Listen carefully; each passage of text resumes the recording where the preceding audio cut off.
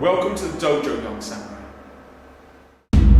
Konnichiwa, young samurai, and welcome back for another Ninja Night Read. My name is Chris Bradford. I'm the author of the Young Samurai series and the Bodyguard series. And I'm going to be reading from my Young Samurai sampler, The Way of Fire.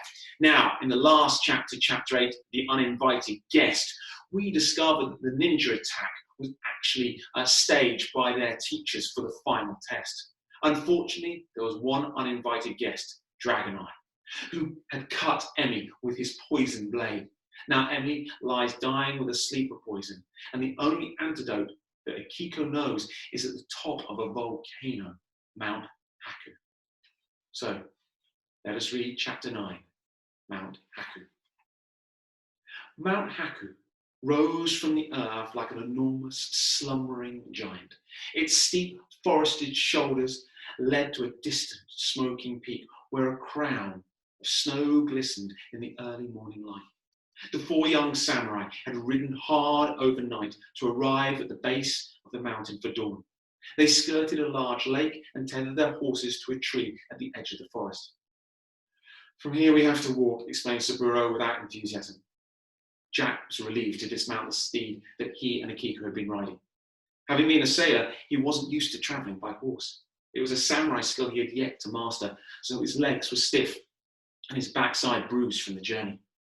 "We'd better get some water first," Akiko suggested, taking a couple of hollowed out gourds from their packs and heading over to the lake's edge. "It's going to be a hard climb." "Hey, look," shouted Saburo, pointing to a large tunnel of black rock where a waterfall cascaded into the crystal clear lake. "It's an old lava tube." Jack peered into the pitch black hole. It was like staring down the throat of a massive sea snake. The floor was slick and smooth from the flowing water, while the ceiling hung with sharp-toothed stalactites. "My father said these tunnels form when a lava flow cools on the outside first, then it starts at the top of the mountain and can run for a long way, as much as 10 ri," Saburo exclaimed, cupping his hands beneath the cascade and taking a large gulp. "I bet this water was once snow on Mount Haku's peak." "Come on, we haven't time for this," said Yamato impatiently. "Emmy could be dead by nightfall." They hurried after him into the forest. The trail wound its way up the steep slope, and Jack soon found himself panting for breath. Saburo lagged even further behind, limping on his blistered feet, while Yamato forged ahead. After an hour, they reached a clearing, and Akiko called for a short water break to allow Saburo to catch up. Jack had been thinking about Akiko's surprising knowledge of ninja poisons. Along with her mysterious nighttime disappearances at the Nitinichi-ru and the astounding climbing agility she'd shown during the Maple Leaf viewing party, Akiko had once again demonstrated extraordinary insight into the assassin's world. "How did you recognize any symptoms?" he asked. Akiko didn't reply immediately. Instead, she looked sideways at Yamato, who was checking the trail ahead. She anxiously bit her lip, clearly uncomfortable with revealing the truth. "They were the same symptoms," she whispered, "that Yamato's older brother, Tenno, showed when he was killed by Dragon Eyes 3 years ago." Jack now understood. Yamato was still greatly upset by Tenno's murder, and he became angry at any mention of his brother's name. "I saw the fight in the garden," she explained, shuddering at the memory. Tenno couldn't stand. He couldn't see. Dragon Eye thrust a knife through his heart. Small mercy, perhaps. Better to die quickly rather than slowly by suffocation.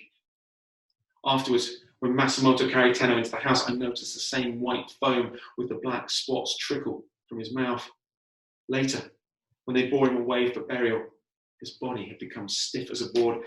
The priest explained to me that they were the symptoms of a sleeper and that Tenno would have died even without the knife piercing his heart. "Let's get going," said Yamato, starting the two of them. They glanced guiltily at one another, worried he'd overheard them. But Yamato was already disappearing up the trail. Saburo limped past without looking up. He was clearly struggling from the relentless pace Yamato had set. But the resolved look on his face showed he was determined not to let anyone down, especially Emmy. They climbed for half the morning before the vegetation petered out into the black, desolate landscape of old lava flows. If they thought the ascent through the forest had been hard, The dry, grainy rock made the next stage seem almost impossible. The uneven lava fields were difficult to hike across, and the hot autumn sun was harsh upon their backs as they climbed higher and higher. Their pace slowed even further when they met with layers of volcanic ash. They had to trudge ankle deep through cinders that scratched at their skin and feet.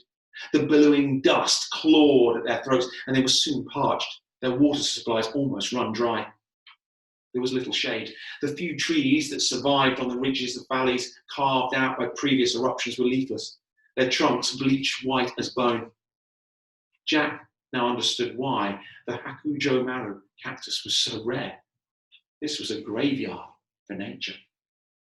Reaching the crest of a ridge, Akiko spied an incongruous clump of green trees. They staggered over, collapsing beneath the welcoming shade. "Oh, I can't go on," said Saburo, gasping for breath in the thin mountain air.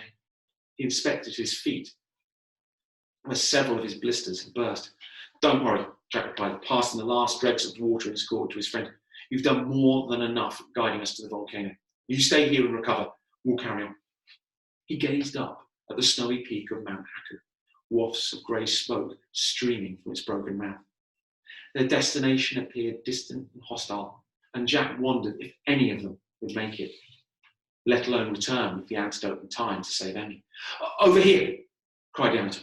Jack joined him further along the ridge and discovered the reason for the flourishing trees. A small stream flowed down the side of Mount Haku and disappeared into a large black hole. "This is probably the start of that old lava tube," said Yamato, dropping down to refill his gourd. Refreshed by the water, the three of them resumed their climb. The ascent quickly becoming treacherous, their feet slipping from under them in the loose volcanic ash. Still they struggled on, higher up the steepening incline. Jack, pushing ahead, lost his footing, went tumbling down the mountainside. He collided with Yamato and Akiko, scattering them across the slope.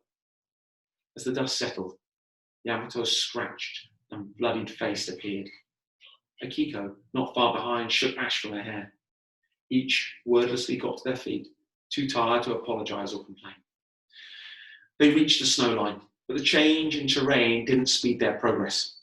Having had no time to properly prepare for their arduous journey, they wore only sandals, and the freezing snow quickly turned their feet to blocks of ice. Still, they ploughed upwards, spurred on by the thought of Emmy slowly suffocating. Eventually, the ground began to harden as the snowfield gave way to lumps of volcanic rock and scorched earth. The terrain became easier to traverse the nearer they got to the summit, but the thinning air made each step a supreme effort of will. Jack began to notice sickly yellow patches mottling the blackened ground. A noxious smell wafted through the air. Then Yamato vomited, the contents of his stomach spewing out like a mini eruption. Well, they've got to the top of the volcano, but will they find the cactus and will they save Emmy? You can find out in the next chapter tomorrow. I hope you enjoyed the story, young samurai. Sayonara.